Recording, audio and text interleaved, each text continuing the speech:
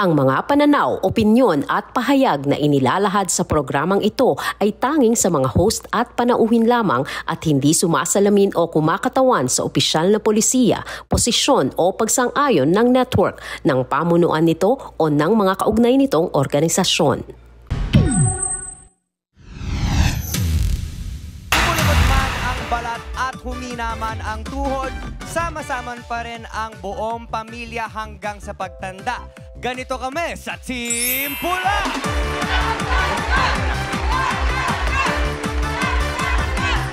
Maging makakalimutin man ang ating isipan, may puso pa ring magpapaalala sa pangakong walang iwanan. Pex man, di ba? Tama yan, di ba, Team Puti?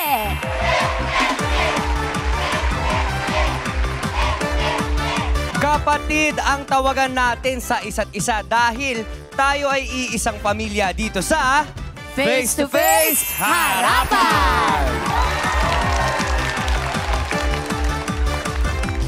Ang mga pangaral nila ang ating gabay para magtatag ng pamilya. Let's welcome our harapang tagapayo.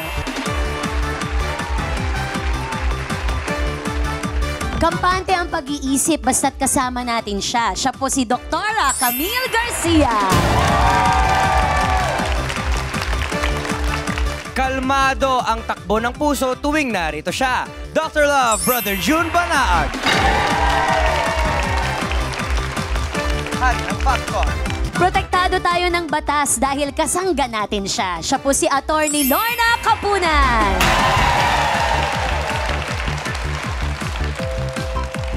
Ang hindi nangiiwan dahil siya'y laging nandyan.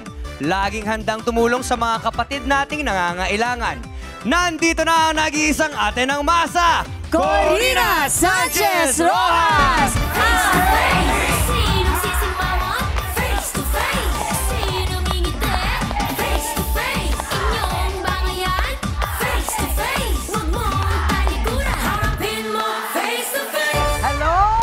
Napapansin ba ninyo, meron na kaming ganito ngayon. Ayan, yes. Ayan. Talagang kapatid. Tunay na kapatid, number 5. Ang ibig sabihin, tayo ay walang humpay sa pagtulong sa kapwa sa abot ng ating makakaya. Okay? Magkasama tayo sa hirap at ginhawa, kaya eto na. Nakita ko, ate ko rin ang gusto na kasama niya yung mga bouncers. Sino yan? Sino yan? Ang ating sayawerong sasawerang for today! Ano mo kayo? Congratulations! Ayan! Halika! Na-shock siya, Rael. 5, 6, 7,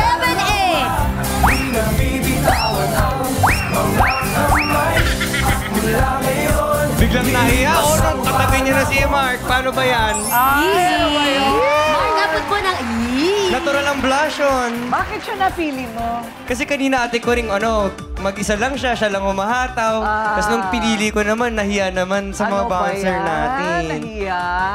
Okay lang yon with matching blushing.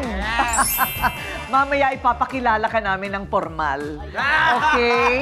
O sige. Hirap na raw ang isang apo sa pag-aalaga sa kanyang lola at lolo. Hindi man lang daw tumutulong o dumadalaw ang mismong mga anak ng dalawang matatanda.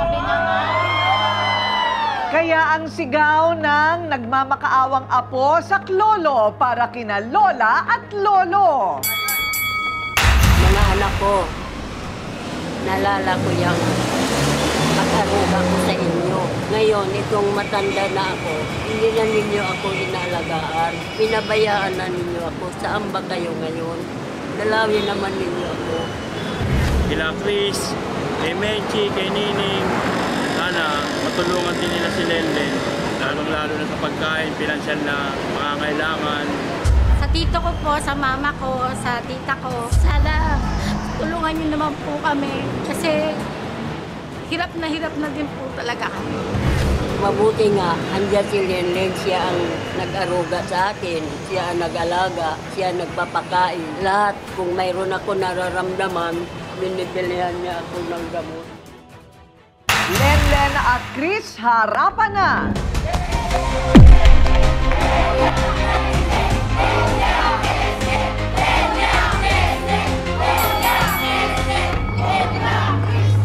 ayan na, Lenlen. Ikaw yung apo. Okay? Ikaw lang mag-isa doon sa bahay na nag-aalaga sa lolo't lola mo? Bali, may 5 anak po ako, tapos yung asawa ko po. Ano yung parang pinakareklamo mo naman sa tiyuhin mo? Yung lola at lolo ko po kasi simula sa pool, ako na po lahat. So, pag humihingi ako ng tulong sa kanila, hindi sila naniniwala. Akala nila nagdadrama lang.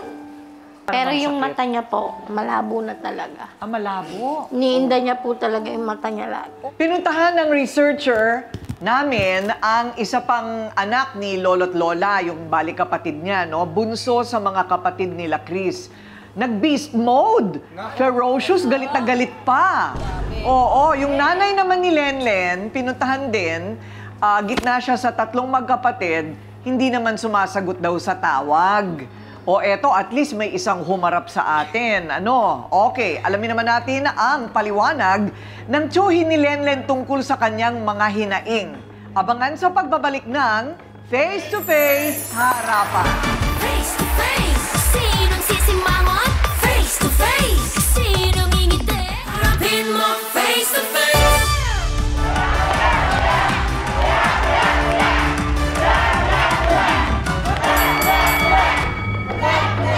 Okay, nandito ang tiyuhin, at least doon sa 3 magkakapatid, lumabas talaga si Mang Chris dito sa atin, ano?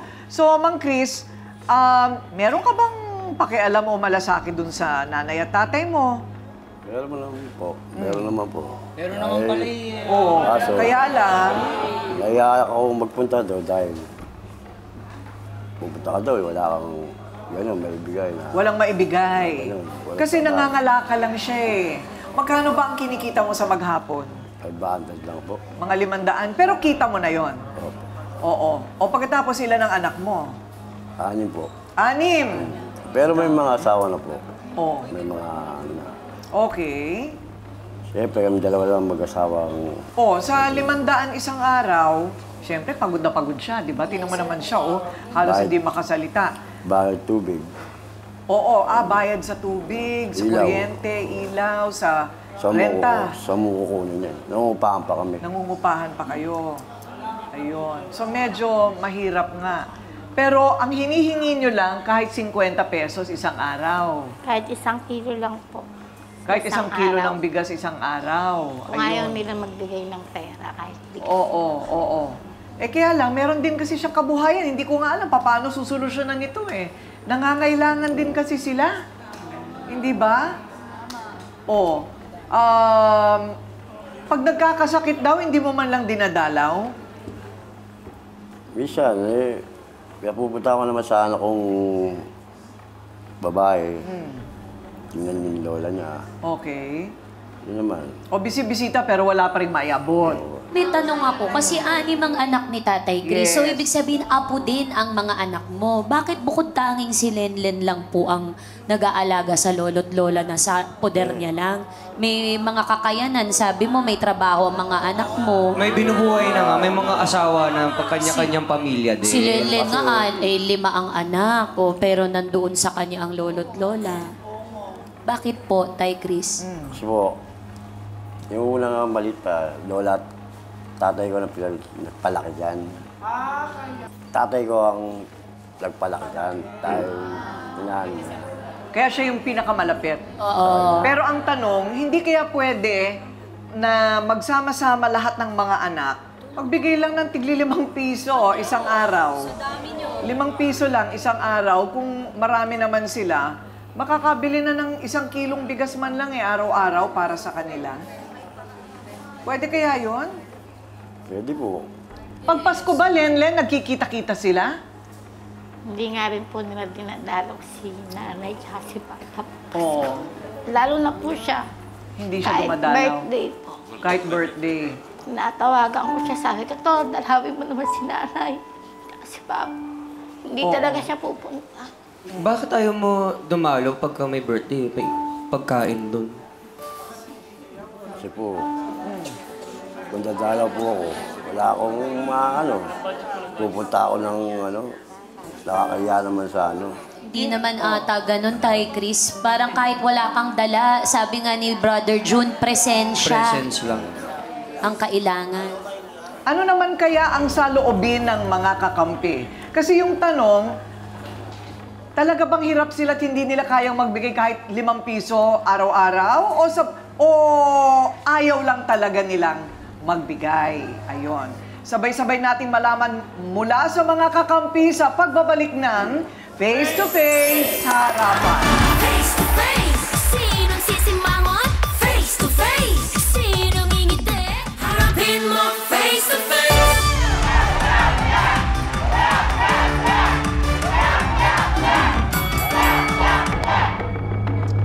Siya ang lolo ni Lenlen na pilit na namamasada ng tricycle kahit 77 years old na. Nako, dahil naaawa daw siya sa kanyang apo.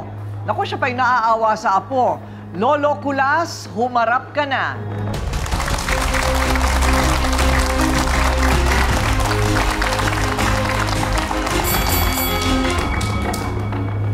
Lolo, 77 ka na, namamasada ka pa? Opo. Bakit? Nahiya po ako sa kanila. Oo, nahihiya ka sa kanila. Yun lang po, matutulog po sakali. Sakali pa. Nakakasagasa ako, nakakapag ako, napundahin ko para makatulog lang sa kanila. Mabuti, Lolo, wala ka pang sakit. Wala. Pinagpala ka rin, ano? Mahina po ang mata ko. Mahina ng mata mo, pati tingnan natin yung mata mo at bibigyan ka namin ng salamin. Para ikaw naman ay makaigi-igi, ano, sa paningin mo. Opo. Oo, tapos magpa-check up na rin tayo. Kayo po ay parang nagbaboundary lang sa tricycle ng iba. Opo. Oo. Wala ba sa mga anak ninyo ang pwedeng sumalo doon sa pagta-tricycle niya? Mga Wala. bata pa ba yung anak mo? Wala po. Mga bata pa. Magkano naman, Lolo, ang kinikita mo sa bawat araw? Nakikita naman ako kahit na 200, 300, pinakamababa ng 300. Gano'n. Kasi sayang din, ano? Opo. Oo, sayang din. Kasi wala po akong magawang. Pero hindi ka ba nahihirapan sa pagmamaneho mo araw-araw?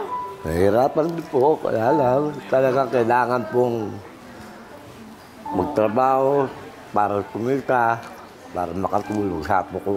Meron po bang sama ng loob sila sa inyo na hindi kayo dinadalaw, hindi kayo tinutulungan? Tingin niyo po ba?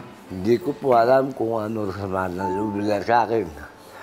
Pero ako mas kamalong sa kanila. Nababayaan nila nanin nila.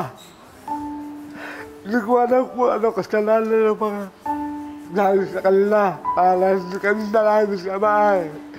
Lapit lang ng bahay namin para puntahan kami. Wala. Gusto pa nila ay sino pa ang pupuntahan para magkita-kita lang kami. Ngayon, kahit hindi makarating po dito ang asawa ni Lolo, kasi si Lola'y may sakit, may mensahe siya para kay Lenlen at sa kanyang mga anak. Ito po ang asawa ni Lolo Kulas, si Lola Clemencia. Ay kay Chris. Mabait naman yung bata si Chris. Yan lang, parang walang panahon sa akin dumadalaw dito. Ang lapit na Manila, hindi man lang ako sisilipin. Pero pinadyos ko na lang sila. Ang nanay ni Linlin, hindi nga alam ngayon kung saan naman. Lumayas. Si Mincy naman, ganun-ganun lang. Punta dito, punta doon, sa kabila, sa kuya niya. Hindi mo rin maasahan. Yan si Linlin ang nag-asikaso sa akin. Siya nagpapakain sa akin. Inalagaan niya ako mabuti. Hindi niya ako pinabayaan. Pagka may sakit ako, binibilihan niya ako ng gamot. Siya lahat bibili ng gamot. Mabait si Linlin. Mabait na bata yan. Papasalamat talaga ako dyan sa apo ko kay Linlin. Kasi hindi niya ako pinabayaan. Pero mga anak ko, hindi ako pinapansin. O ayan ang mensahe ni Lola na pinupuri siyempre si Lenlen. Talaga bang hindi kayo man lang makadalaw doon? Nahihiya daw po siya, Tay. Nahihiya siya, wala siyang may abot. Kahit po ba wala siyang malabot, managulanan nila. Kaya na. Sino nga ba ang may responsibilidad na alagaan sina Lolo Kulas at Lola Clemencia sa gitna ng kalagayan ng kanilang mga anak? Pag-uusapin natin yan kasama ang kakampi ni Chris sa pagbabalik ng Face to Face Harapan. Face to face, sinong sisimangot? Face to face, sinong ngingiti? Harapin mo face to face.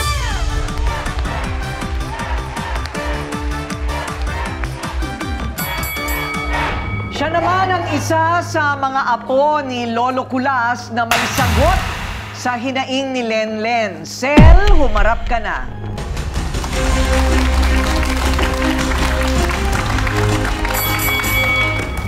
Ayan, Sel, ikaw ay apo rin ni Tatay Kulas. Kaninong anak ka? Kay Papa Chris po. Ayan, kay Chris. Ano ang trabaho mo, girl? Tindera po, ng almusal tsaka tanghalian po sa labas. Ganon. Okay naman ang kita mo. May anak ka na rin, sigurado? Apat po. Single mom po ako. Single mom.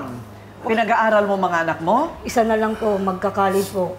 Oh, mabuti Yung bunso naman. po. Dapat ipag-college mo yan. Opo. Lahat kami dito naiiyak dito sa kalagayan ng lolo at lola mo. Kayo ba hindi nahahabag?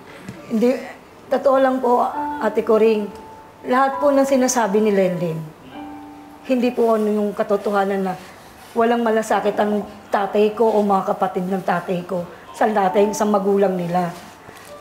Wala naman po kasi siya minsan lagi doon eh. Ang nandun yung mga anak niya, asawa niya. Minsan yung asawa niya wala doon. Yung lolo't lola ko lang po ang nandun kasama ng mga anak niya. Paano niya po malalaman na hindi po nagbibigay yung tatay ko? Kahit ako po mismo ang anak, konting kikitain ko, ibibigay ko, papadala ko sa kapatid ko. Padala mo tong pagkain kay lolo't lola kahit papano. Ito lang ang kaya natin maiambag. Hindi man tayo makatulong sa pinansyal. Siguro naman naintindihan mo yun, Len. Alam mo kung ano hanap buhay ng tatay ko. Kapatid ng tatay ko, mga ano niya. Ano lang ba hanap buhay? Nagbabaklas lang ng bakal. Nangangalakal. Gusto man namin tumulong sa'yo. Hindi ganun kasapat ang kinikita nila. 500. Minsan wala pa. Pag walang baklas, wala rin kita ang tatay ko. Ako din, sa akin din po sila umaasa. Oo nga, Ate Ako din Sel. na nagbibigay.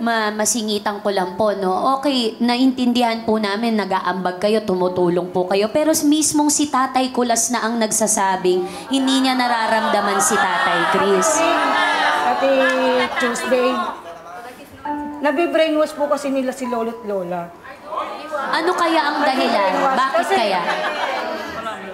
Pumupunta po si tatay, si lolo doon sa bahay po namin. Andun po yan, si lolo, si lola, naintindihan ko, hindi na makakaano.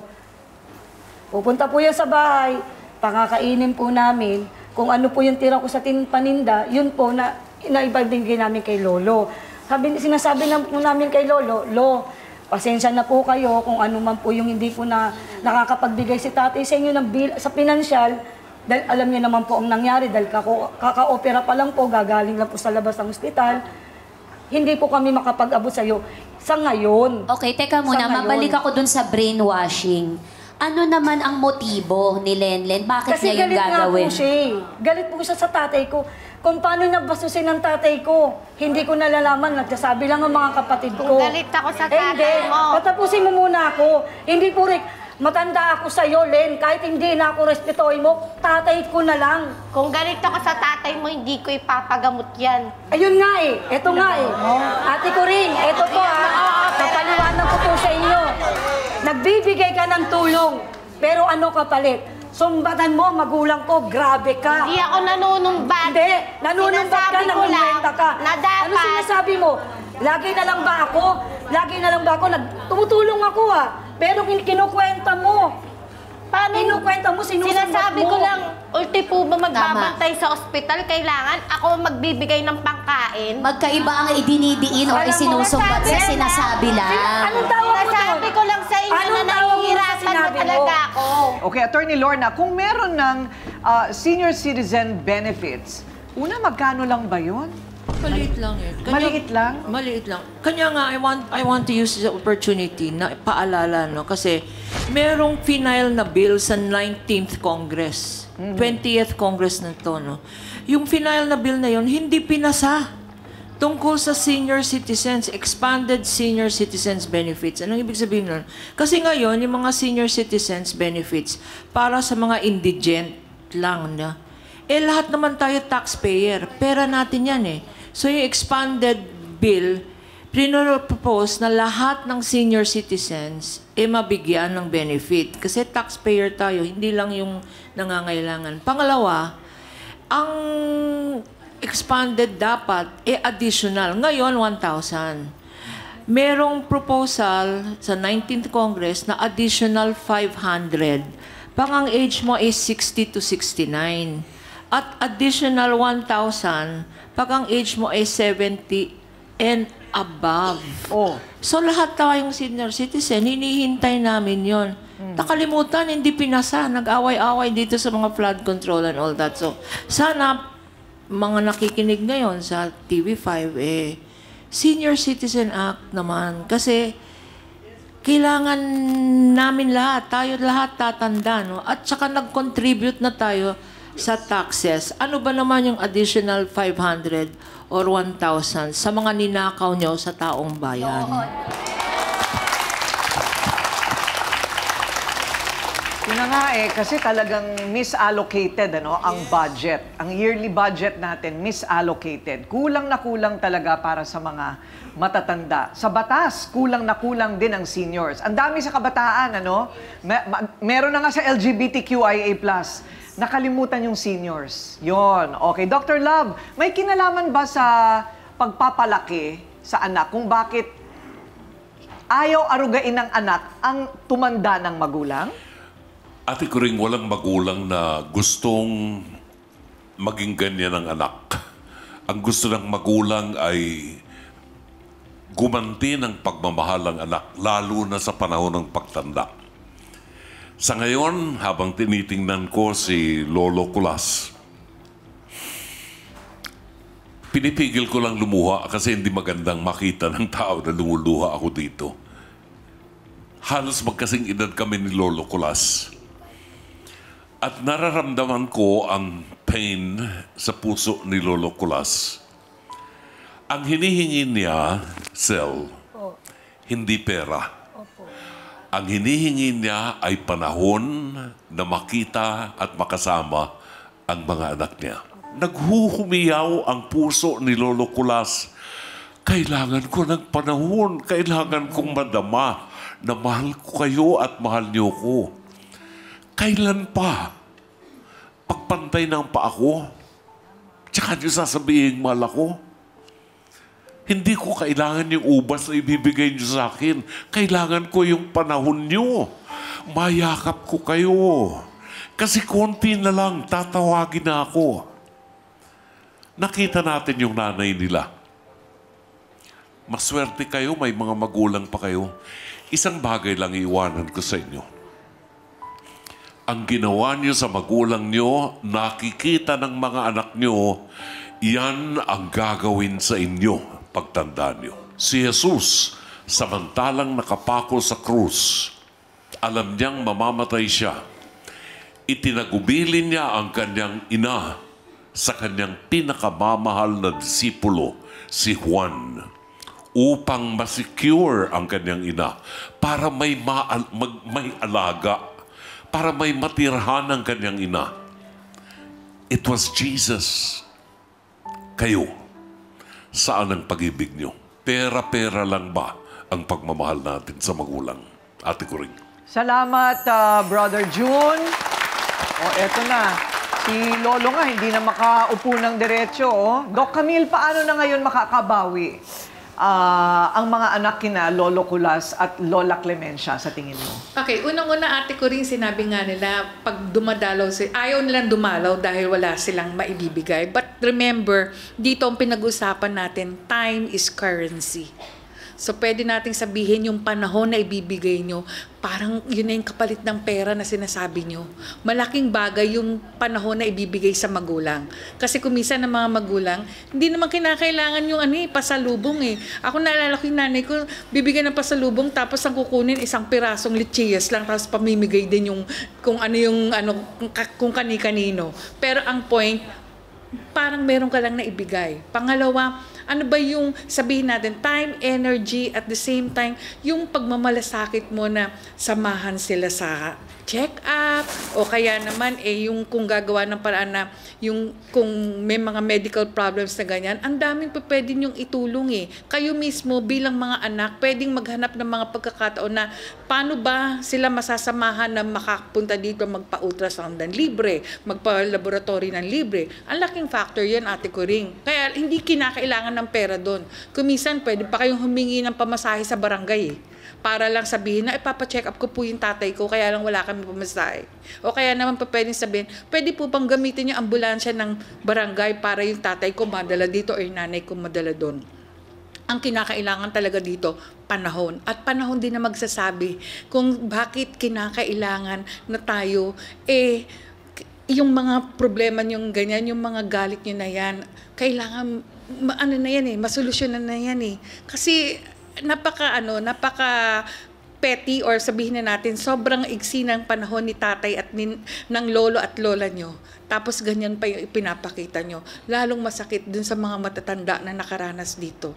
At saka, add ko lang, Ate Coring ha, kasi baka yung, di ba sinasabi natin, minamaximize natin yung mga binibigay ng gobyerno. So besides the fact na senior citizen, di ba, PhilHealth, baka po mamaya, pag senior kayo, automatic pwede na kayong PhilHealth, sa PhilHealth. And then kung halimbawa kayo ang head of the family at kayo ang nakalagay dun sa kontador ng inyong tubig at saka ng electricity, pag kayo po ang head of the family at nakalagay dun, meron pong 5% pag kayo ay senior citizen, 5% deduction. So sana makita nyo po yung lahat ng mga benefits na ibinibigay ng gobyerno, kaya lang kasi sinasabi nyo palagi, hindi alam. So ito po, pinapaalam na namin. Ayun. So sa PhilHealth, maaari nang magkaroon ng benepisyong libre? Yes, automatic po. Yes, automatic. Basta SOP po yun, mag-a-apply lang po senior citizen para sa ganun. Meron po kaagad, halimbawa kung operasyon, kung ma-hospitalize na ganun, meron po kaagad na PhilHealth ang mga seniors. Ayun. Okay, sige. So, itatawid po namin kayo sa mga barangay at sa lahat ng mga ahensyang yan para lahat ng mga benepisyo ninyo, pati po kayo, ay maibigay ng gobyerno. Ano po? So, lahat yan, hindi kasi ninyo nakukubra. Kailangan kubrahin natin. Maliban pa sa ilang tulong na pwede naming ibigay sa inyo. Okay. Ito po yung salamin talaga ng buhay, realidad na nangyayari. Minsan na parang umaabot sa dead end. Yung kanilang sitwasyon, hindi na alam kung ano ang gagawin. May pag-asa pa dito sa Face to Face Harapan! Face to face, sinong sisimangot? Face to face, sinong ngingiti? Harapin mo face to face.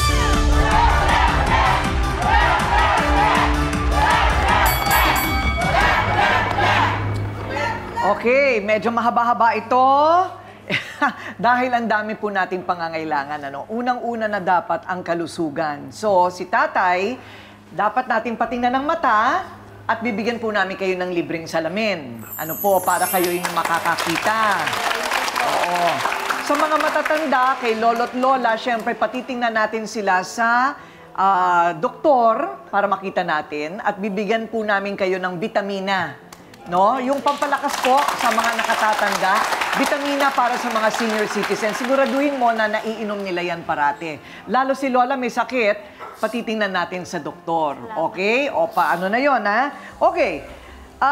Siyempre, patingnan din natin si Chris kasi parang iba na yung kulay niya. Baka hindi niya alam kung ano nang nangyayari sa kanya. Siguraduhin din natin ang kanyang kalusugan. Okay, hindi natin napag-usapan. Ang haba na pala ng listahan nitong si Lenlen sa Bombay. Oo, kasi nga siya rin ang nagpagamot dito kay Uncle Chris niya, kay Tito Chris. Huwag mo akong gugulatin. Magkanong total mo? Nasa 80,000 na lang po kasi 80? naulugan ko na po yun. 80? Diyos ko po, Kaya nga nakakaloka. po sabi ko sa kanila, hindi ako nanunumbat. Hirap na hirap. Hirap na hirap ka na kasi utang ng... Dear, kung pwede mong iwasan mo ng pag-utang, lalo na't wala kang kakayahang magbayad, kundi magpapatong-patong-patong yan. Paminsan po kasi ayoko naman po talaga. Kaya Oo. napipilitan ako kasi wala din naman po ako itutulong pag hindi ko sila ipapangutang. Okay, tutulong kami ng bahagya. No? Bahagya, dyan sa utang mo sa Bombay. Pero ang gagawin namin para meron ka ng pansustento sa pangangailangan ng 2 matanda, bigyan ka namin ng kabuhayan ng pa-barbecue. Okay? Kapital, yung puhunan, yung magluluto ka lang, dagdag yun. Pag maganda ang pwesto, 500 isang araw yan kung marunong kang magpaikot ng pera. Huwag mong gagamitin ng puhunan. Okay. So, meron ka ng pansustento sa mga magulang, sa mga Maraming lolo't lola salamat mo. po. Hanggang kaya pa ni Lolo. Pero Lolo, tumigil ka na ng pamamasada kung meron na kayong ibang pagkakakitaan, ha? Oo, dapat ganun. Okay. So, tutulungan ka namin bahagya dyan. Alamin natin, bakit si Lola hindi na makalakad? Hindi ko maintindihan yon. Kasi meron tayong mahihingan ng wheelchair. Pwede natin ibigay doon sa asawa po ninyo yung wheelchair. Tapos gagawa tayo ng salo-salo na lahat kayo naroon. Okay? Para kayong lahat ay magkakasama. Makikita ng ni Lolo't Lola lahat ng kanilang mga apo at anak. Okay? At lahat ng pamilya may pag-grocery. Okay? Siguro naman okay na yon. Pagtiyagaan mo na yung utang mo, pero tutulong kami sa'yo para sa kabuhayan. Okay ba? Chris, okay ba sa'yo yun? Okay lang po. Dapat lang. Ibigay na nga natin para ngumiti naman ito. Hindi ko pa nakikita ngipin. Okay.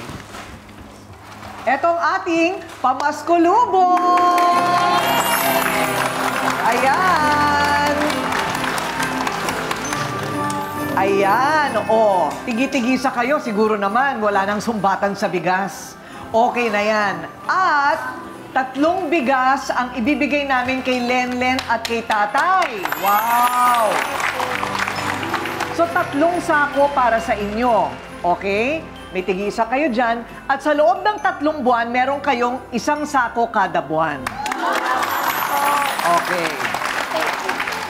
Baka naman ang kainin nyo araw-araw, bigas lang, Kailangan may ulam.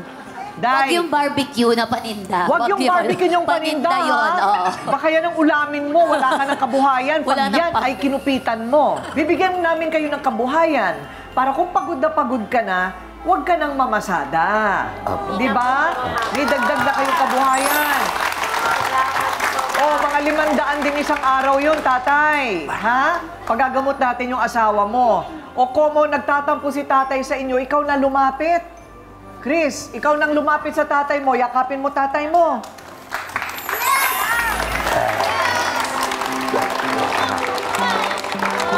Ikaw din, lumapit ka na sa kanya.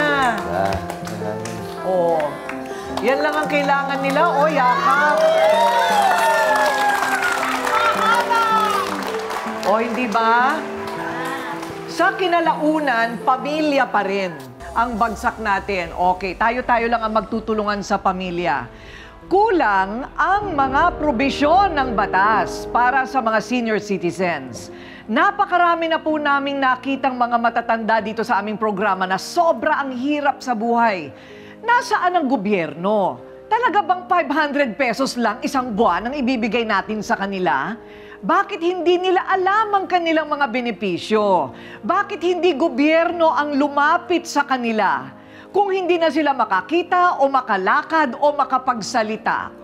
Ang kakulangan naman ng gobyerno, dapat naman ay pinupunan ng mga anak. Mahiya naman kayo. Ayon, bago mag-asawa o mag-anak, magulang muna. At sila dapat ay akayin hanggang sa kanilang katapusan. Ako po ang inyong Ate Coring nagsasabing may cake ang harapin ang mga issue dahil walang hindi nadadaan sa pag-uusap, basta dapat may mukha kang ihaharap. Dito sa Face to Face Harapan! Face to face. Face to face. Face to face. Face to face.